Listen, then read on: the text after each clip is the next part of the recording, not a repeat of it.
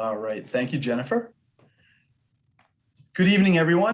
Welcome to our presentation. Again, my name is Scott Santino, and I'm the education for Mass Audubon's North Shore Sanctuaries. And my home base is the Ipswich River Wildlife Sanctuary, which is in Topsfield. I've had the wonderful opportunity to work for Mass Audubon since 2001.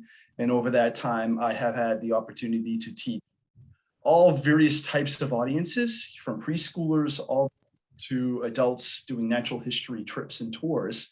And what I learned fairly early on is that there's a lot of people who enjoy birds. And if I were to really put my effort into learning about birds and ornithology, there could be some pretty neat opportunities for me here in the organization. And because of those opportunities, I've been able to travel both domestically and around the world, sharing information about such an exciting group of animals, which of course are our feathered friends, the birds. So this evening, there's a few things that I'd like to cover, but as Jennifer mentioned, if you have questions, you can put those in the chat as we move along. And then at the end of the program, I'll stop sharing my screen. And if people would like to ask in-person questions, I'm happy to take those as well. So what we're going to do first is we're going to begin with bird conservation in North America. Why do I have this job? Why are birds protected? I'd like to give an overview to answer some of those questions. You know, where did Mass Audubon come from as an organization? Then I'd like to cover why people enjoy bird watching. You know, some of you may consider yourself a bird watcher, or for short, a birder. And if you're just at the beginning stages of wanting to learn more about birds, I'd like to share with you some of the common threads of what make birds exciting to people. Then we're going to cover keys to attracting birds either in your yard or in your community. As you look at your yard or your local open space and you're thinking, how can I attract bird species? I'd like to give you a number of tips in which you can help create a landscape that will hopefully make your bird visitors more fruitful. And then at the end, I'd like to end with a bit of a quiz, if you want to call it that. I like to call it common feeder birds. And so there's a 10 or so birds that I put in the presentation that I'm going to see if you know what they are, if you've been able to identify them. And then I'll talk a little bit about why they're common birds that can come to our yards and when we'd expect to see them and how we're able to attract them. So how did this stuff get started, this conservation movement? Well, it had to do with, in the late 1800s, there was this trade called the Millinery Trade. And what was happening was hunters were killing birds for fashion. Now, when birds were in their best, sharpest plumages, typically happened in spring, when birds like herons and egrets and terns had beautiful, beautiful feathers to display for mating. This is when they were hunted and killed. The problem with that was that these birds were in the process of either incubating eggs or raising chicks that weren't old enough to fend for themselves. And so large populations of birds were quickly being eliminated from regions of the United States. And some of the common species that we see today, like those beautiful long-legged great egrets, were on the brink of extinction. And that's because people were wearing them on their heads.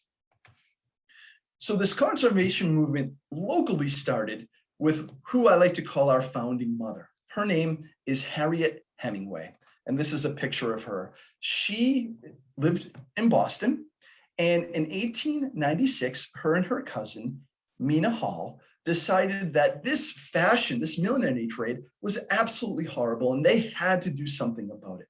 So they reached all of their friends, and they started to have tea parties to try to get some momentum on their side, encouraging women not to wear birds on their heads. I'm in over here. Now, as they progressed, they realized, you know, at that time in the early or in the late 1800s, you know, women did not have the same say as men at that time, which was a horrible shame. And so in order for them to be successful in their conservation movement, they had to recruit men. And they were able to recruit a gentleman named Brewster, who became the first president of the Massachusetts Audubon Society.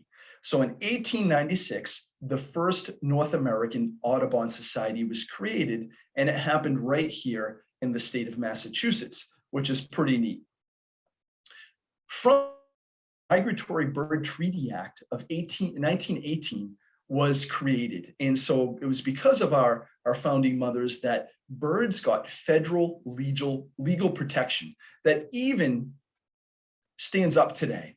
And so that means that any dead birds, including their feathers, their nests, their eggs, etc., are protected if they're a migratory species. The only exceptions would be non-native species and or game birds, things like turkeys or ducks or birds that are managed for hunting. So if it wasn't for our founding mothers, Mass Audubon and other conservation organizations might not be here today. When I was probably, 18 or 19 years old, I grew up in a town called Carver, Massachusetts, down on the South Shore. And I remember looking through the picture window of the home I grew up in, and out on the lawn were all these things called robins, right? Never gave robins a second thought or a second look. I just knew that they kind of like to run around on the grass. And it was this bird, the northern flicker, that caught my eye. It was the first time that I remember in my life that I stopped and really took notice of a bird because it was unlike anything I'd ever seen before. It was really unique looking. It had incredible patterns on it. It had a big long bill, and it was hanging out on the lawn. For a lot of people, there's what I like to call a light bulb bird that introduces people into wanting to learn more about them. And for me, it was this northern flicker. And perhaps you have a light bulb bird as well that brought you into wanting to learn more about them. There's a number of reasons why people enjoy bird watching. One is their beauty. These incredible creatures like this green heron have exquisite colors in their plumage and patterns on their wings. They're just such beautiful organisms to look at. And so a lot of people have decided that they want to either look at them through binoculars or optics or even take their pictures. Bird photography has become a really popular recreational activity because of the beauty that birds have. Another common theme is there's a mystery associated with birds. Perhaps you hear or see something and you're not quite sure what it is. And you want to put that puzzle together to give you a sense of understanding of what types of animals could be in and around your neighborhood. Some people enjoy wanting to learn more about these animals that they just don't know a whole lot about. And so the sense of mystery can sometimes prompt people to want to learn more. Birds are very vocal. And so, you could go on a hike at a local open space and you might hear one, maybe two mammals. Maybe you hear a squirrel or something like that. You could go on a walk and hear dozens and dozens of birds. They're highly social and they're highly vocal. And this is one of the birds, the Carolina wren, that I get a lot of calls about. Perhaps you've heard its song in your yard. Have a listen.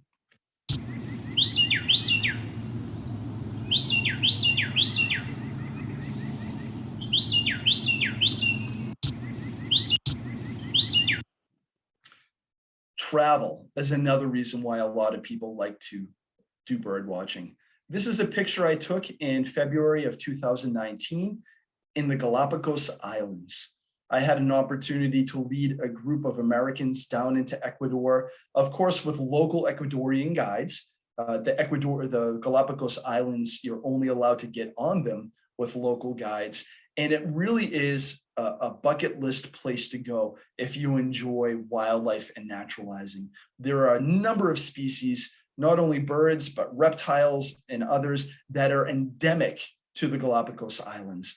And that's another reason why people like to travel when they bird watch, is because every little corner of the globe, different countries, different elevations, have different species that are filling those niches. And so you can travel the world and get a life list of up to 10,000 species of birds worldwide.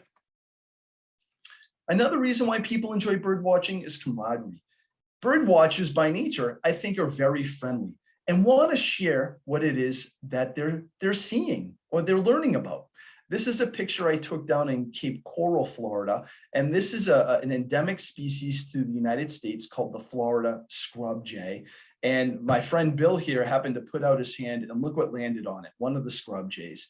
And you can see in the background, there's the rest of our group that took a tour down to explore Southern Florida to learn and see more birds. And so if you ever are out and about and you see someone with optics or a spotting scope, I would invite you to stop and say hello and ask them what it is they're seeing, because chances are pretty good this isn't someone who wants to be left alone, but someone who would be very happy to show you what it is they're seeing. And, if you know people who enjoy bird watching, I would encourage you to reach out to them and say, hey, would you like to go on a walk and see what's happening? Maybe you have a family member or a friend or an acquaintance who enjoys bird watching, and you can enjoy this activity together. And the last reason here I have is accessibility. Whether you're in your yard or a wildlife sanctuary or a national park or a wildlife refuge, you can find birds. They're all over the place. And so what we're going to dive into in a few moments is what we can do in our yards and neighborhoods to increase the diversity of species that visit our yards. This is a picture I took in my yard. This is a pine warbler that is enjoying some suet. And so depending upon the time of year and depending upon the types of foods you put out will determine species that you may attract to your yard. So at this point, I will take a quick pause and see if any questions have come into the chat. Has anything come in at this point, Jennifer? No, I don't see anything. Okay, we'll continue along then. So if I were to tell you that bird watching is at this time the second most popular or fast growing recreational activity in the United States, I wonder if you would believe me, because it is indeed something that's happening. Gardening is the #1 recreational activity, and golf is up there.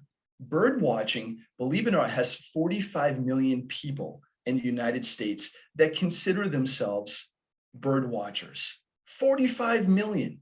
A 2016 survey done by the US Fish and Wildlife Service figured that the US economy, based on bird watching, pulls in about $80 billion a year.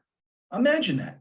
That's people doing programs, that's people buying feeders and food, that's people doing natural history tours, that's people buying optics.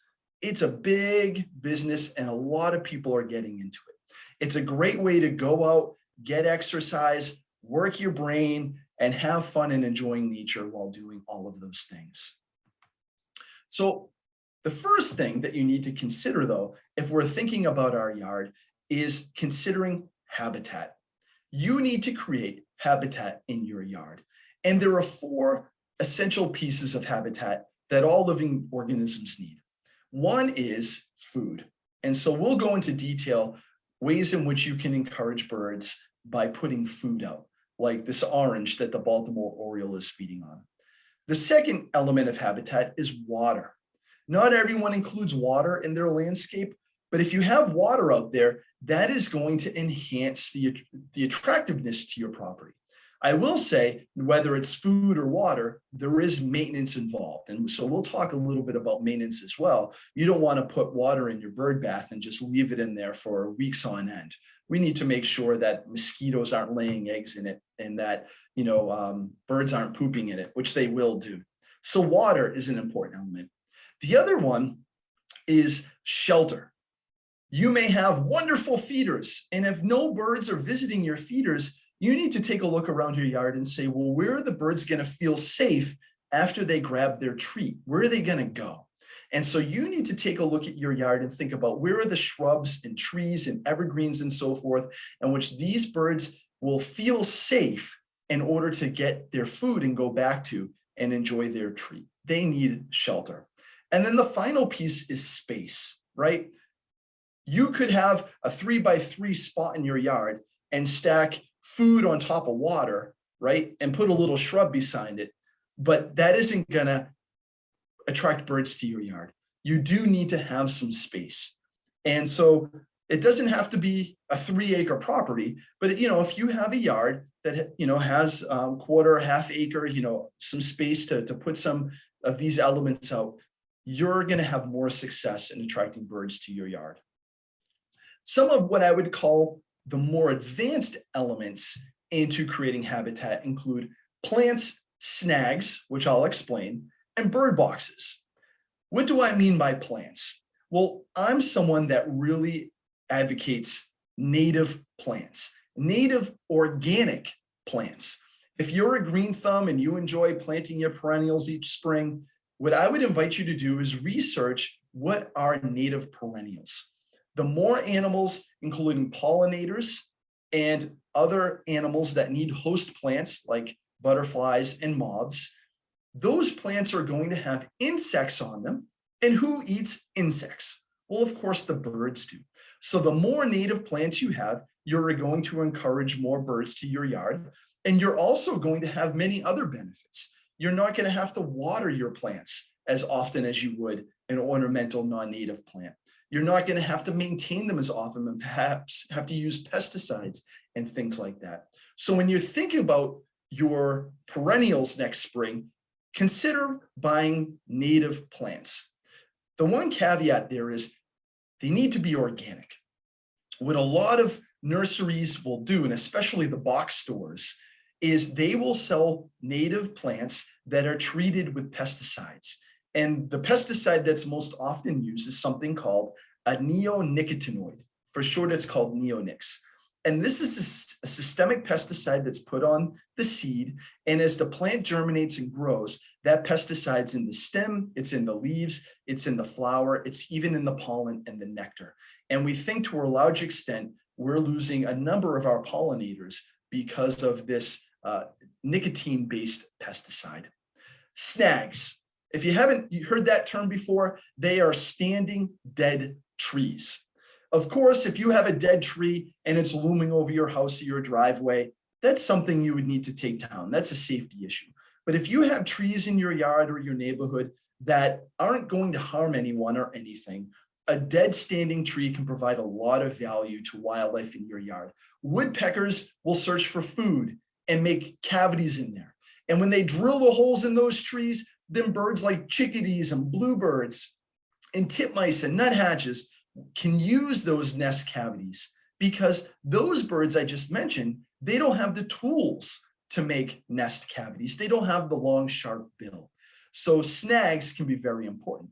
If you don't have snags, well, then you can make snags by putting up bird boxes. Bird boxes are for these cavity nesting birds. And you can see here in this picture in the center, I have placed a bird box and I screwed it right into one of the dead trees in my yard. The last thing I'll mention here before I go on to the next slide is take a look at the edges of my yard. You'll notice that there are leaves all over the place. Only in the area in which I mow do I not have leaves. Leaves provide cover for all types of invertebrates.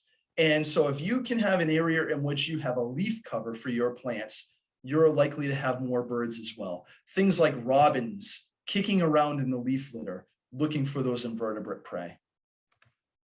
All right, so I'll pause here for one moment. Any question about creating habitat in yards, Jennifer? Nothing yet. I did look back on the comments about their favorite birds, and one person did ask if you'd be discussing window box feeders. Yeah. So I don't have a slide of the window box feeders, but I'm happy to address them as a type of feeder that provides value to our yards. And so that's what we're going to transition into here. What are some feeders for you to consider? And how would you go about doing it to get the most bang for your buck, so to speak? And so this feeder here is one that probably many of you are familiar with. It's called a black oil tube feeder. It's for sunflower.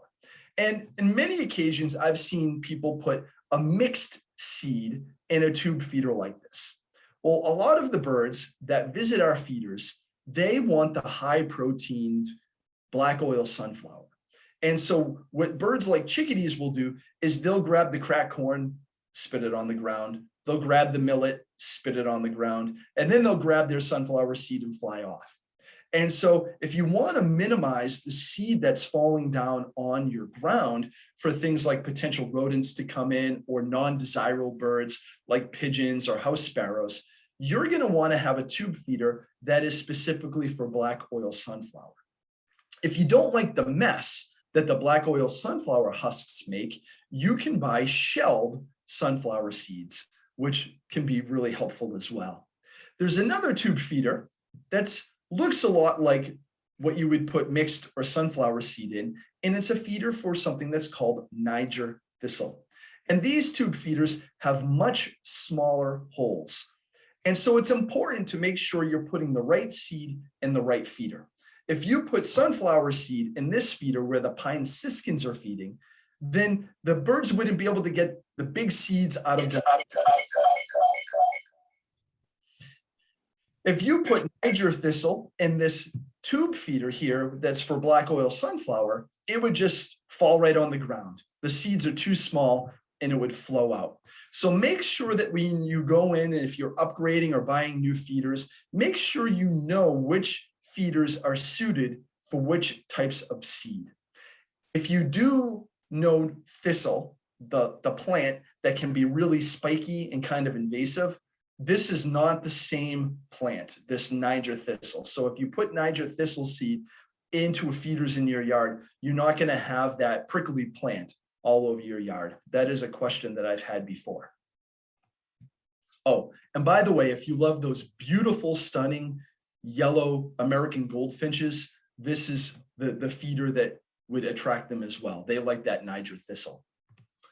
The other feeder is what I like to call a covered platform feeder. And so this is where you would put the mixed blend seed. The more variety of seed that you have in your yard to offer for birds, the more types of species that will come in. So this covered platform feeder with mixed seed would attract things like sparrows, things like that dark-eyed junco, the northern cardinal, birds that are not well adapted to clinging to the side of a tube feeder. I also like it to be covered so that way if there's any elements, things like snowstorms or heavy rains, it's not going to spoil or cover the seed. The little roof that's on top of that feeder will be able to keep the seed free and open for the birds to be able to come in for. Now, if you do pick up mixed blends at your local hardware store, Agway, whatever store it is, avoid getting mixed blends that have red millet. Red millet is an inexpensive filler that is placed into a lot of mixed blends that the birds don't eat. Buy a mixed blend that has white millet. It may be a little bit more expensive, but in the end, you'll be saving money because there isn't going to be all that red millet left over that's wasted. So think about your platforms and mixed blends. Another type of feeder we saw a little bit earlier on called the Suet cage. And what it is this nice little, barred cage that opens up from the top or side, and you can buy these neat little square rectangular suet cakes to slide on in. There are a number of bird species we have here that are year-round residents or migratory visitors that don't prefer seed or eat seed, but they want a high protein diet. And so usually if I have eastern bluebird in my yard, like these birds here, it's because they're coming in to eat the suet to get a high protein diet. If you don't have bluebirds in the neighborhood, that's okay. Woodpeckers love suet cakes. And so if you have downy, hairy, red-bellied, flicker, sometimes even a pileated woodpecker will come in. They make big suet cake feeders for the big woodpecker, the pileated woodpecker. This is only gonna enhance and provide more birds to your landscape. Now, suet cakes are usually a feeder that or a type of food I only put out from roughly, I'd say, Labor Day, recently in September through to about Mother's Day and Memorial Day, May, because when it gets really hot, the suet kind of melts. But you know what? We can do something else with it. I sometimes will put oranges in my suet feeder. And so again, we have these beautiful Baltimore Orioles that have migrated up from the tropics where they were used to eating bugs and also nectaring on wildflowers. And so they will enjoy eating oranges like this. Other birds that may visit your oranges include things like gray catbirds and a variety of woodpeckers. I've even had scarlet tanager, if you're familiar with that beautiful red bird with black wings, visiting oranges in my yard. Make sure they're fresh. I usually buy a nice big package of oranges in May. I tell my kids and wife, these aren't for you, these are for the birds, and I'll replace them on a daily basis because they'll either get, insects in them or, dry out pretty quickly. Some people love having hummingbirds. And as I mentioned earlier, some feeders I only place out, and this is a personal preference. I place them out from Labor Day to Memorial Day. And then during the summer months, I don't have seed out in my yard, but I do have a feeder. It's a hummingbird feeder. We have a beautiful hummingbird called ruby-throated hummingbird that migrates up into Massachusetts and spends the summer with us and breeds. There are a variety of different types of hummingbird feeders. Some of the things that I would ask you to consider include, if you buy a new hummingbird feeder, chances are it may come with a pre-packaged nectar granules, a sugar. And a lot of the companies will put dyes in that. And so you make the nectar or the sugar water and it's red. Don't use that stuff. The red sugar water has preservatives in it that are not good for the hummingbirds. In some instances, it actually will make them sick. What you can do is very simple. You buy regular granulated sugar, the Market Basket brand or whatever store you shop in. You do 1 part sugar to 4 parts water. I like to get it boiled up on the stove so that way it gets into a nice solution fairly quickly. I let it cool, and then I'll make sure that I wash my hummingbird feeder regularly. It can sometimes get gummed up with mold and other things. And so I make sure that if the hummingbirds aren't drinking it all, that I clean and change my hummingbird feeder on a weekly basis with fresh nectar. The hummingbirds that have the red throats of the gorgettes are the males. This is a picture of Mrs. Ruby-throated hummingbird. There are going to be other birds that may want to visit your feeders that are not there for the seed.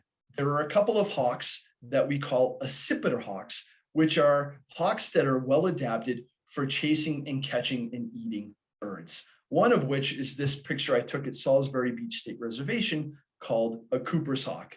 Now, a lot of people get wary about putting their feeders up because they don't want the hawks to eat the birds at their feeders, right?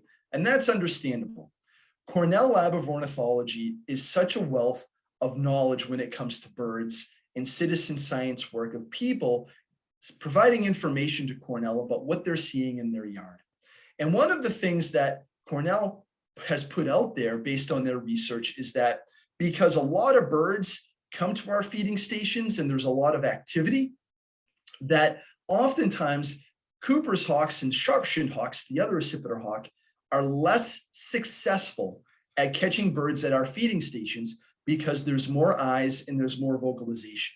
When there's more eyes, there's more lookouts, and it's tougher for these predatory species to get birds. However, they are around and they do catch a bird every once in a while. In my experience and in my yard, it's usually the poor mourning dove that becomes prey to the Cooper's hawk. It's super duper important to clean your feeders. Use a brush, use hot water, use light soap, maybe like a Dawn dish soap. Make sure you rinse that soap out nice and thorough, and then make sure the feeders are dry before you put seed back in there. If there's any moisture left in that tube and you put seed in, the seed may spoil. There have been a number of instances in which I've had people say to me, I don't understand what I'm doing, Scott. Birds aren't coming to my feeders and I have seed out there. And I invite them, I say, go out and check out your feeders. What's going on inside them? Do you just need to put fresh seed in there? And they will come back and they'll say, hey, you know what? The sunflowers were actually starting to germinate. The last rainstorm got some water in there and they're all gunked up together in there, right? So you just need to clean out your feeder, dry it out, and start fresh. If you don't want to use soap, which makes it a little bit more effort in getting that soap out of there, you can use a light bleach solution, 10 parts water, 1 part bleach, let it soak a little bit. And that gets rid of any kind of, bacterias or any other types of things that might potentially harm birds.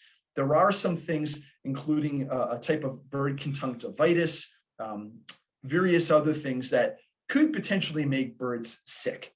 And I will talk a little bit about what happened in the mid-Atlantic region with some birds dying, if you'd like, this evening as well. At this point, I've been talking a little bit, and I see that some chats have come in, and so I'll pause and see if any questions have come up. Yep, we've got a few questions. The first one is, how do you deal with the squirrels that go after the food in these feeders? That's next. Okay.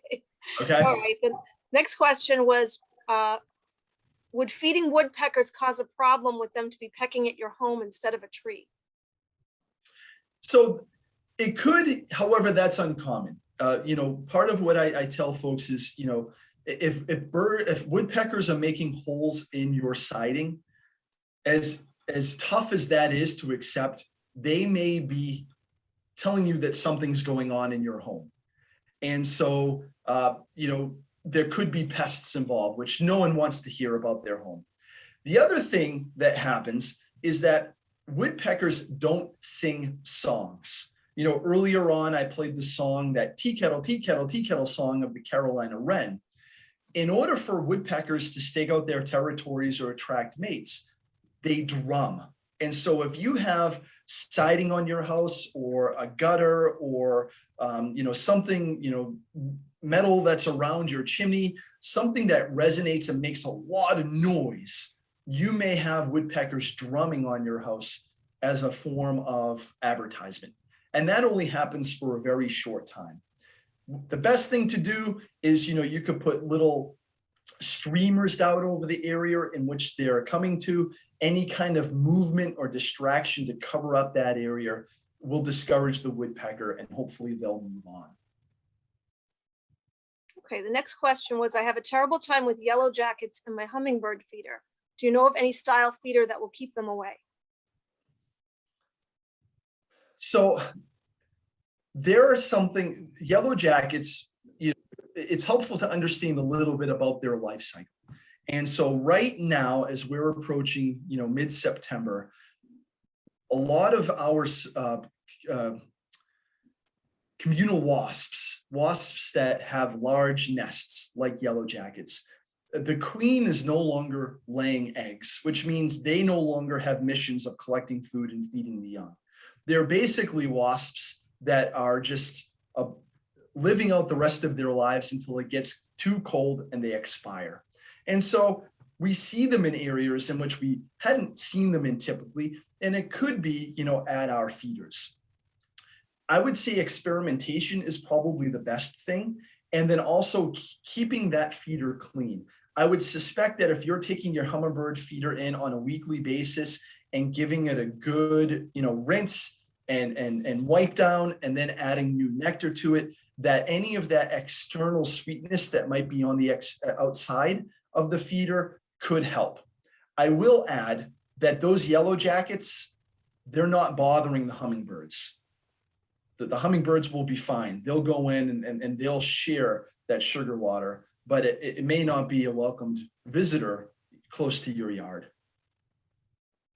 Okay, and the final question that we have here is, how about honey instead of sugar? Again, something that has been kind of, universally put out there in the literature is that granulated sugar is the best thing for them. Organic sugars, honeys, other preservatives, anything, those things just are not desirable for the hummingbirds. And so I've never come across anything, nor have I tried using honey as the sweetener for hummingbird nectar. Okay, that's all we have for now. All right. So someone asked about squirrels, and they can be a tough customer. Some people will have a feeding area that is for the squirrels because they don't mind them and they enjoy seeing them.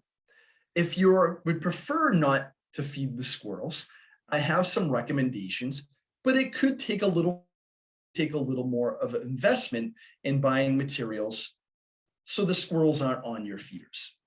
So here are examples of the feeding stations I have in my yard. And I'm a really, really big fan of the shepherd's pole and the baffle system. And so you can see I have a couple of platforms and a suet feeder, and then I also have a tube feeder, and I have a thistle sock. Now, all of these shepherd's poles are placed at least 12 feet out from an area in which squirrels can jump. We know squirrels can jump upwards of 10 feet out. They can also jump somewhat close to 6 feet high. And so that's where the baffles come into place. It's funny when you have this system because the squirrels will just kind of run up the pole, hit their heads, and come back down, and they'll be discouraged, and eventually they'll give up. I would say that I have had really, really good success with this system in my yard. Part of it was trial and error. You know, I had to experiment with where to put the feeder, how far out to put the pole, how high up to put the baffle.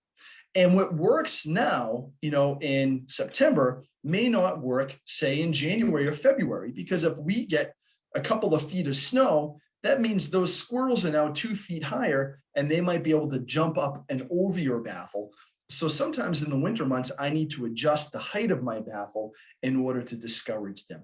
And so those are some tips anyway, in trying to discourage squirrels from your feeders. You can do it. It just takes a little bit of trial and error. Someone earlier mentioned the window box feeders as well. And those are great fun if you can put into your window. You know, again, I would recommend making sure that you're maintaining it and cleaning it regularly. In some of those box windows, moisture gets in on your windowsill and you don't want to get any rot on the interior of your house. So that's something to be mindful of. And I find that a mixed seed is the best seed for the window boxes, and that way you can get a variety of birds. And the other thing that we've learned is that, you know, believe it or not, if you have suitable shelter, the closer the feeders are to your house, the less likely there is to be window strikes. And if a bird were to hit your window from 3 feet away, it's much less likely to have an impact in which would harm the bird. And so that's another thing that sometimes happens when you are trying to encourage birds to your yard. So we're going to transition here in a moment to kind of doing some bird ID of species that you could encourage to your yard. I will mention a couple of things that are kind of commonly asked questions that I found over the years. I'll start by saying that bird feeding is really for us. Birds do not depend on our food for survival. Again, Cornell Lab of Ornithology has found through their studies that maybe 20% of their diet is supplemented with our feeding stations. I've had people tell me, I can't go on vacation in the winter because what's going to happen to my birds? They're going to starve to death and die because there's no one there to feed the birds, fill the bird feeders, and they'll be fine. Take your feeders down for that duration, clean them before you put them back up. And so remember that feeding the birds is for us. It's not necessarily for the birds, although it is some extra calories for them to be able to enjoy. The other thing is that there are some hazards associated with having feeders, and depending upon where you are. You know, I was looking in the chat before we started and I saw someone was tuning in tonight from Southern New Hampshire. I live in Southern New Hampshire as well. And I've had some feeders destroyed by black bear. They'll come in at night sometimes and they'll help themselves to the suet and sunflower and so forth. And so, you know, if you do live in an area in which black bears could be around, it's good to put your feeders out during the day and then take them out at night. And or if you have a bear incident, make sure you take your feeders down for an extended period of time. So that way the bears aren't coming back to help themselves to more food. So I will pause here for a moment before we get into kind of identifying those wonderful birds that visit our feeders and see if any other questions have come in. No other questions, just a comment that someone has had good success with squirrel proof feeders. There are a variety of products. Thank you for bringing that up. There are feeders that are designed where there are cages that surround the tubes. And so that way, if a squirrel gets on your feeder, the cage, their weight pulls the cage down over the holes. There's a type of tube feeder that has a base that goes around in a circle. And so if a squirrel jumps on that base, its body weight has it go around and around and around and flings it off. And so, yes, they're a little bit more expensive. And so, but there are feeders out there that are specifically designed to discourage squirrels. I will say that some of those caged feeders that may work on gray squirrels may not work on red squirrels. And so if you live in an area in which there's more evergreen trees and you have those cute little red squirrels, I've seen those red squirrels crawl right up between the cage and the tube and help themselves, which is really quite charming. And so in those instances, you know, hey, they won, they can have a treat. I will also say that Jennifer and I were having a conversation by email before this evening's presentation. Many of you are probably aware that over the summer months, Mass Audubon and Mass Wildlife were encouraging people to take down their feeding stations and bird baths. In a number of states, primarily in the mid-Atlantic region, Maryland, Virginia, Kentucky area, West Virginia, there were a number of birds, all of which that I'm aware of were hatch-year birds, baby birds that were fledging, that were dying in large numbers. And the ornithologists went in and they were looking into what could be killing these birds, and they weren't sure what it was. And so in order to be abundantly cautious, a lot of people along the Atlantic coast recommended taking down feeders. What I can tell you today is this: we still don't know what was killing the birds. All of the pathogens, all of those things that have harmed birds in the past, bacteria and so forth, funguses, nothing came back positive. So it's still a mystery. We don't know what was killing these young birds. I can also say that there were no confirmed cases in New England. And so we do think at this point, it's safe to put your feeders back up. All right, so. 2 more questions. Yeah. Okay. Is it best to feed birds only when they would have a hard time finding food? I mean, you know, there's a lot of trial and error. And again, what I would say is, you know, you don't need to put food out if there's a snowstorm coming. You know, they're going to be fine. However, that may be some easier calories for them to find. For anyone who's an experienced bird feeder, you know that the peak activity at our feeders is first thing in the morning and just before sundown. And that's because these birds have used a lot of their energy over the night to stay warm, and they need calories, and or before the night happens, they want to put on as many calories as they can before they go to bed, so to speak. And so, you know, if you're going to feed the birds, you know, I would just say enjoy doing it for, you know, kind of the fall, winter, and early spring season. There probably is no benefit or proven benefit of putting extra food out during harsher periods of time. These birds are well adapted to being year-round residents. And there's, again, a majority of their diet is things that they're finding in nature and not at our feeders. Okay, and the next question is, I think I had house finches build a nest twice under the eaves by our slider, by our back deck. Do they come back, and will they use the same nest?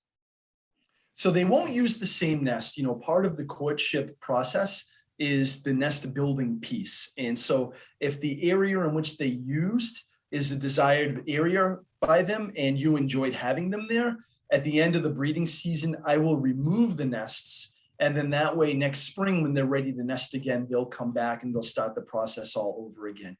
You know, it's kind of 50-50. I've found a lot of people enjoy having birds breeding close to their yards or in their homes or on their decks. And some people prefer not because, you know, maybe there's bird poop on their yard, or, you know, they don't want to disturb the bird when they leave. And so, you know, really it's a personal preference. But what I do with my feeders or under my deck where I had Eastern Phoebes nesting this summer is I'll remove the nesting material after the young have fledged. Remember, nests are nothing more than egg containers. Nests are not the bird's home. And so after the young have left the nest, they have no other association with it. And so you can clean it down and get ready for the next year. So in order to keep things moving along, I'll get into our next piece here. And I see that another thing came in the chat, and I promise I will answer more questions as we make our way through. So let's say you're excited about bird feeding. You want to put out some feeders, or you want to take that next step. You have feeders out there and you'd like to learn more about who's coming to your yard and where are they coming from. And so there are some great tools. These are some of the tools that I use. There's lots of others. The first one on the bottom left is a free app called Merlin. It's provided by the Cornell Lab of Ornithology, and it helps you with bird identification and also provides some information. And so, for example, if there was a dark colored bird on your feeder and you had no idea what it was, Merlin would prompt you through a series of questions for you to answer and then give you the most likely candidates. It's a helpful tool in identification. The middle app, iBird Pro, is an app that you do need to pay for. It's a fee app. However, it has so much information. It has all of the birds in North America. It has range maps. It has vocalizations. It has natural history information. It has field ID. I find in in my pocket or in my hand when I have iBird Pro, I have so much information. It's a great app. And then to the far right is the good old in your hand pocket field guide. There's the Sibley guide. There's Peterson's guide. There's Kaufman guide. There's National Geographic. There's all different types of guides. There is no right one. Look through them if you need to update your guide or don't have one, and find one that you find to be most attractive, most enjoyable, and easiest to navigate. So these are helpful tools to help you learn more about birds that could be visiting your yard. What I'd like to do next is play a game that I call Name That Bird. There's going to be a picture of a bird up on everyone's device, and there's going to be no name. We're not going to know what kind of bird it is. And so what I want you to do is I invite you in the chat to put in what type of bird you think it is. And then we'll reveal it, and then we'll talk a little bit about why these birds are coming to our yard. All right, so let's give this a try. Here we go. Name that bird. Here's our first one.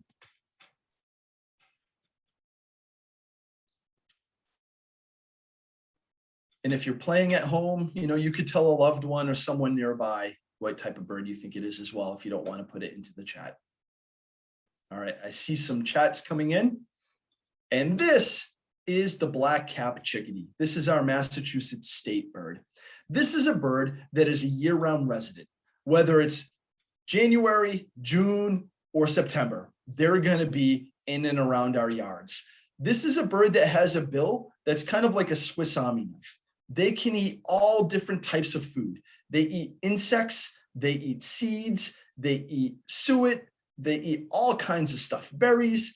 And so chickadees in your yard will utilize a number of different types of seed. The black oil sunflower perhaps is their favorite, however. And so if you have a tube feeder with sunflower, you're bound to have chickadees. It is indeed our Massachusetts state bird, if you didn't know that. Fun little factoid. And it's also a bird that is a cavity nesting bird. And so if you're able to leave snags up in your yard and or put up bird boxes, then you too may have black cap chickadees nesting in your yard. All right, the next bird is a bird that I find people will sometimes confuse with the black cap chickadee. Name this bird, everyone.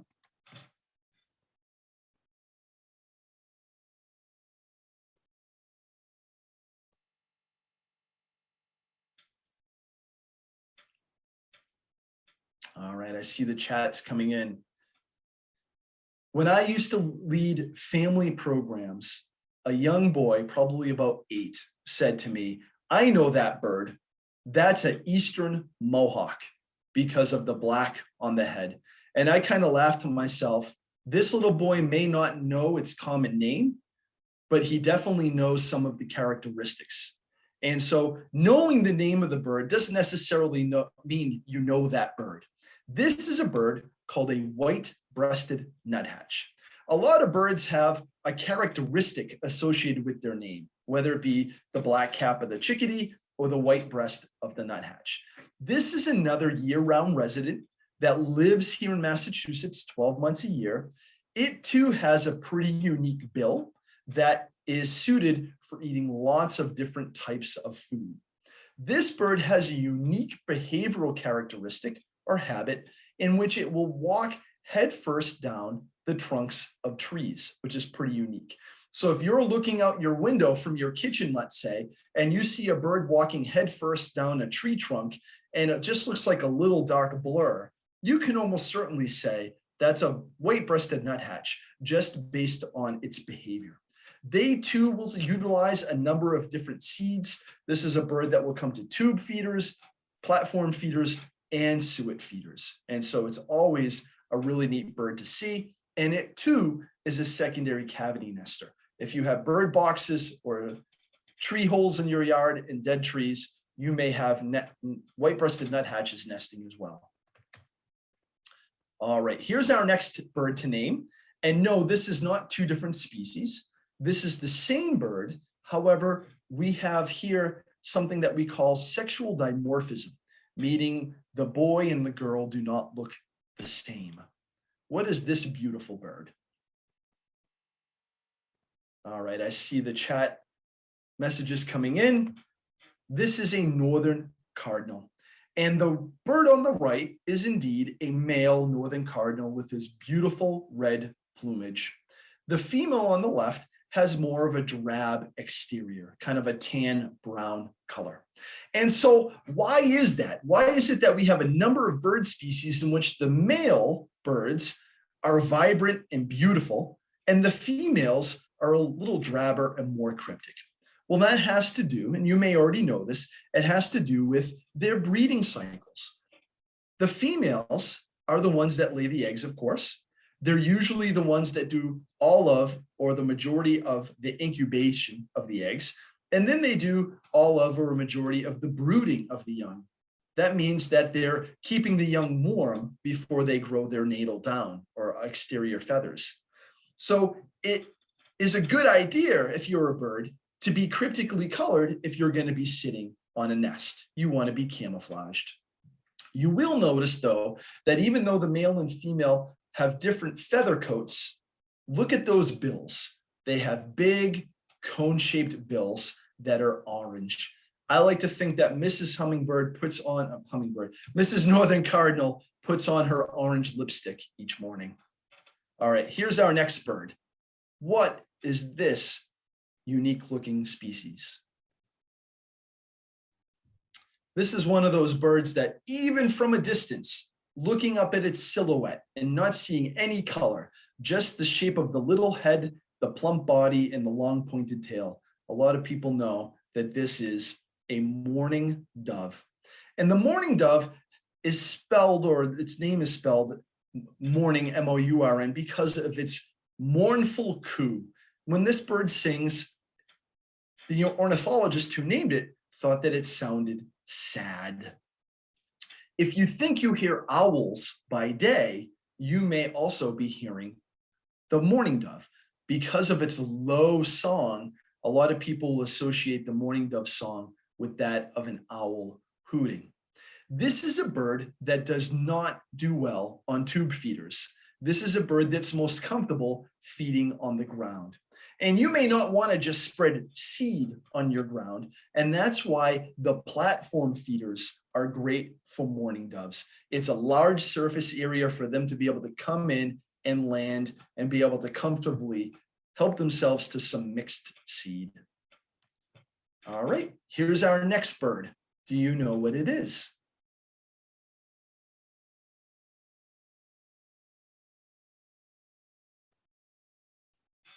This is called the tufted titmouse. It's a cute little bird that often hangs out with black-capped chickadees. It too is a bird that is a year-round resident. And it is also a bird that has a bill that's suitable for utilizing lots of different food resources. And so for all of the food items and kind of life history that I mentioned about the black cap chickadee and the white-breasted nuthatch, you can also include the tufted titmouse in there. A fun little anecdotal story I'll share with you is in my yard, when my kids were younger, we built a bat box, and we hung the bat box way, way up, about 18, 20 feet up on a white pine tree. And we were hopeful that we could get bats because we would see bats flying around our yard at dusk. Well, a couple days after putting up the bat box, we heard knock, knock, knock, knock, knock. It was a hairy woodpecker that hacked a hole inside the side of the bat box. And I'm sure this hairy woodpecker went in and said, well, there isn't enough room for me to nest in here, and left it alone. And I thought, well, great, Mr. Woodpecker, thanks. Now I have a bat box that bats won't use. A week or so later, my youngest son, Ryan, said, Dad, there's a bird going in the bat box. And I took a look out there, and sure enough, there was a tufted titmouse that was putting nesting material in the side of the bat box. And so thanks to the woodpecker, my bat box turned into a bird box, and we had tufted titmice nesting in there. And it was a pretty fun time to watch the young develop and fledge. Here's our next bird. Do you know what this is?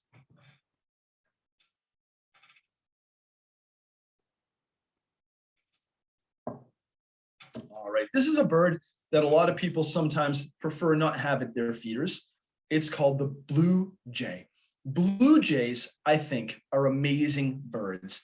They belong to a group of birds known as corvids. That's their family, Corvidae. And these include things like crows and ravens. These are birds that we know have a high intelligence. Blue jays will often come into feeding stations, and because they're bigger and a little more aggressive, they may bully, so to speak, or drive off other birds.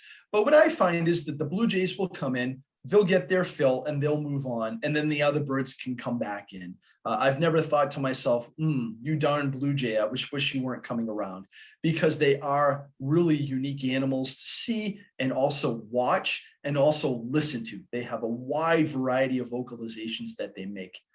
The other thing I like to tell people about blue jays is this. If we were, say, doing this program in San Jose, California, and we were people who enjoyed birds, and we were going to plan a vacation to the Northeast to look for birds that we don't have on the Pacific coast, this would be one of our target species. Blue jays are not a Western bird. And so I like to remind myself that as well. A number of the species that we have here in the Northeast, you can't find all the way across the United States, and the blue jay is one of them. All right, name this bird.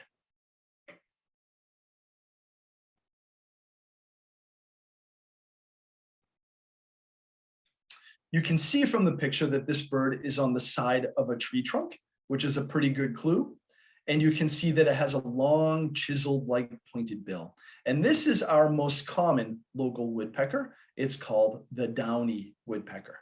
And this is a bird that will often visit our yards, especially if you have any dead trees or snags. It's also a bird that enjoys suet feeders. It's a small woodpecker, and we have a larger woodpecker that you may see in your feeders, including this one. Does anyone know what type of woodpecker this is?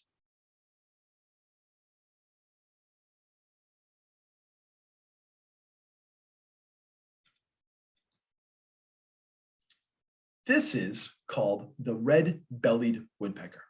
And a lot of people who have not done a lot of bird study might instinctively call this woodpecker the red-headed woodpecker. And there is indeed a species called red-headed woodpecker. However, a red-headed woodpecker, its entire head and entire face and its throat and neck are all red, and it looks much different. This bird, the red-bellied woodpecker, right here at the base of the belly, you'll see that there's a little bit of a reddish hue. Remember, a lot of these birds, when they were named by ornithologists in the 1800s, they were shot and cataloged. And so these ornithologists could look really closely at all the details of the birds. And so even though we don't often see the red on the red-bellied woodpecker, a dead specimen hand would show that. This particular woodpecker here is a male, and you can see just how really large the bill is. In red-bellied woodpeckers, male woodpeckers have larger bills than the females. And we think that that's the case, so that way when males and females forage in the same trees or same areas, they can utilize different food resources because the males can go deeper into rotting wood than the females. Here's another bird. What is this?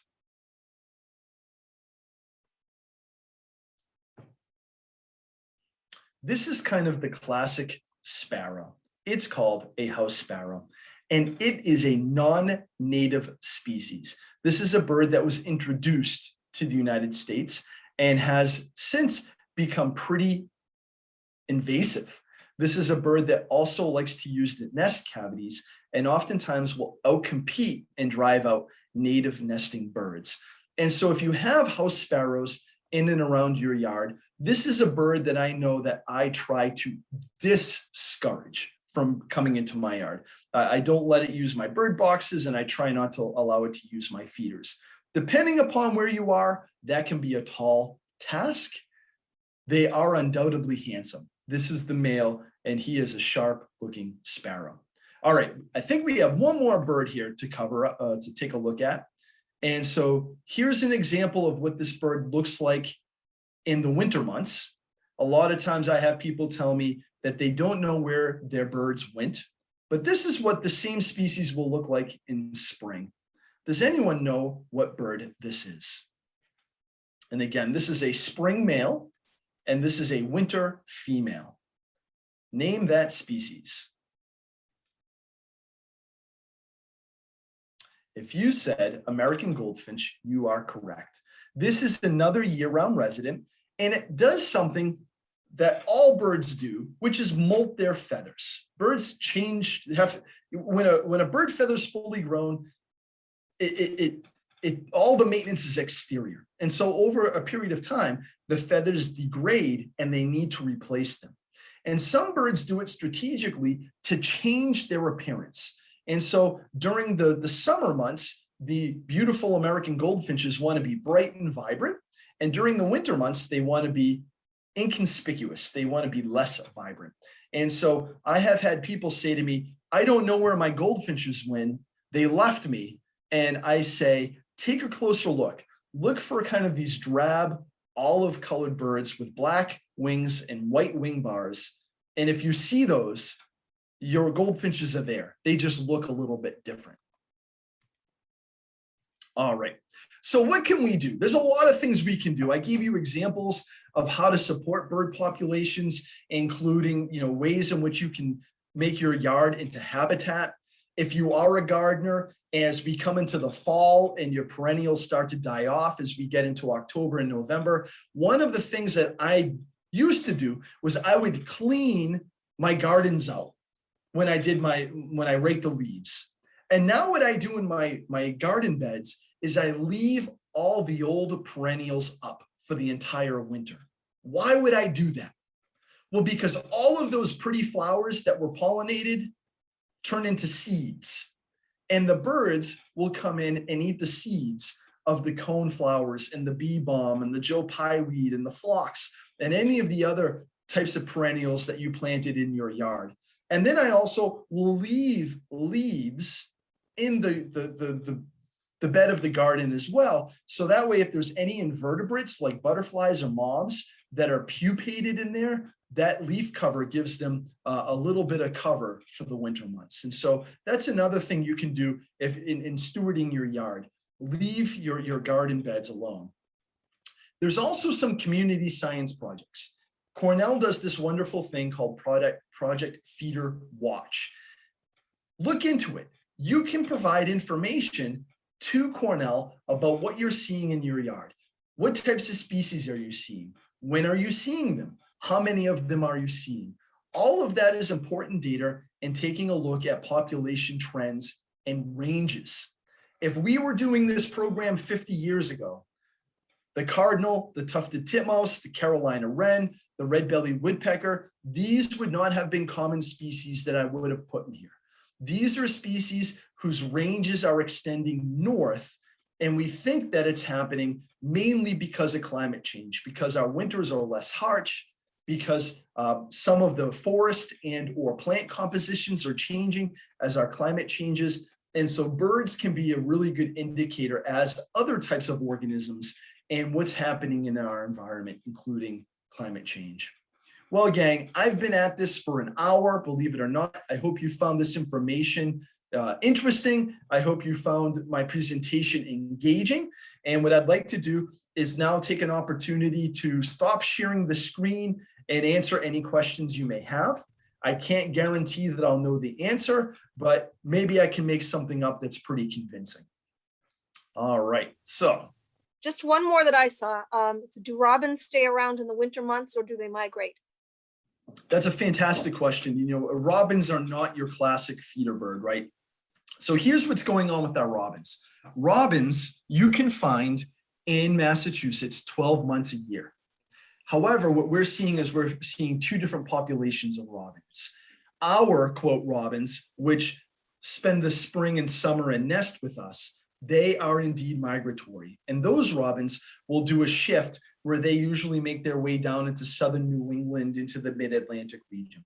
There are robins that nest north of us. We call them the Newfoundland subspecies.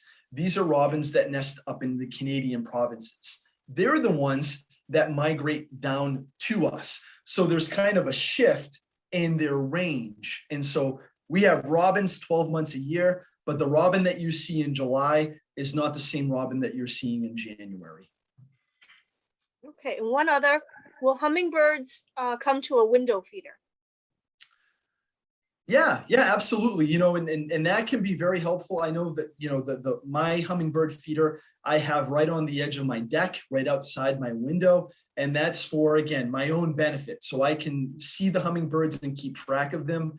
At this point right now, I am making note of every day that I see the hummingbird, because we're right at the time in which they're going to be disappearing. They're going to be going south.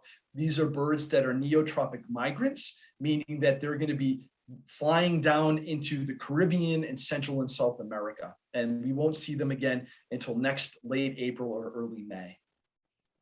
Well, before people start dropping out, I'd like to mention one last thing, if I may. I'm going to put in a shameless plug here. In the next few weeks, we're going to be beginning, we're being Mass Audubon, a series we're calling Beginner Bird Watching. And there's 2 sessions. They're 4-week sessions. They happen for 90 minutes on Thursday evenings. And so if this is something that you would really like to learn more about in a way that is, you know, digestible information with other people who are beginner bird watchers, this can be a really great opportunity for you to, from the comfort of home, learn more about birds. And so if you'd like to learn about those programs, I'll be one of the instructors, and you can go to our Mass Audubon website, and it's called Beginning Bird Watching. And there's a session 1 and there's a session 2. And what we do is we have optional homeworks. And so we'll cover a topic and we'll invite people to go out and do some exploration in their yard or their neighborhoods and contribute to the next session about where they went and what they saw and what they experienced. And so what we did 2 of these sessions, you know, last spring and fall, and they were really well attended and really well, you know, we got really great feedback. All right, any other questions at this point? There's two others in the chat. Okay. Do you have any locations that you recommend for first-time bird watchers in New England? You know, so if you're here in Essex County, if there's one part of Massachusetts, or even Rockingham County, if you're in southern New Hampshire, we are really lucky to kind of be in prime bird watching area. And so some of the spots which are great are, you know, the sanctuary where I work is fantastic, the Ipswich River Wildlife Sanctuary. Some people call it the bird feeding sanctuary because you can hand feed chickadees and titmice and nuthatches out of your hand, which can be really exciting. Probably the best spot if you're really getting into birds in Essex County is the Parker River National Wildlife Refuge out there in Newburyport and Newbury. That Plum Island area is just so rich in bird species. So that's a great spot. And then, any of the trustees properties, the Essex County Greenbelt properties, the Mass Audubon properties, these are properties that are managed to encourage and provide habitat for wildlife. And so those would be good spots as well. But again, remember, birds are highly accessible. And so no matter where you go, whether it's kind of the shopping mall parking lot, there's going to be birds there. They might be house sparrows and ring-billed gulls or something. But as you begin to learn and want to learn more, those are some of the other areas I recommend. Oh, hold on, there's two more. How late in the season do you leave up your hummingbird feeders for migrating birds? So I'm an optimistic. And what I mean by that is I will usually leave my hummingbird feeder up into, sometimes as late as Halloween. And the reason for that is I know that our ruby-throated hummingbirds are gone. However, sometimes you will get these hummingbirds from the western part of the United States that have broken GPS units and or get caught in strong west winds. And we call them vagrants, which means it's a bird in our area that doesn't belong.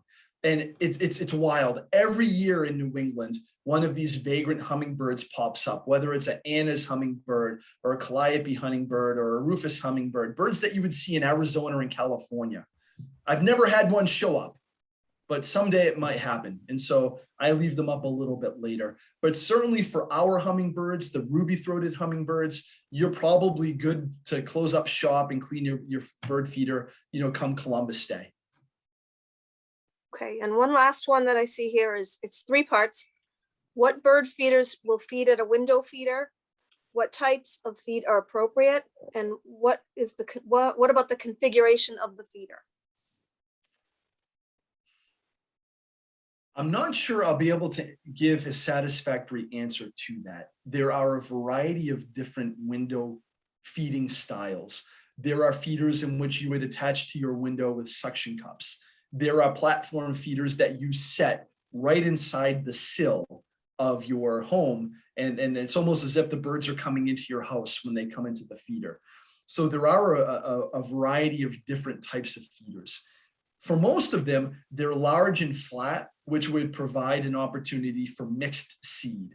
That's typically what I put in my window feeder because it would, again, attract a variety of species to it. Whereas if you just kind of put one seed in there, you might only get, a chickadees or titmice or nuthatches if it's a black oil sunflower.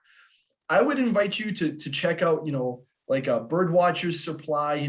There's a great store in Danvers. There's another great store in Newburyport, which are specific to birders and seed and so forth. And so if you went in there and said, what do you have for window feeders? They would be able to tell you what they recommend.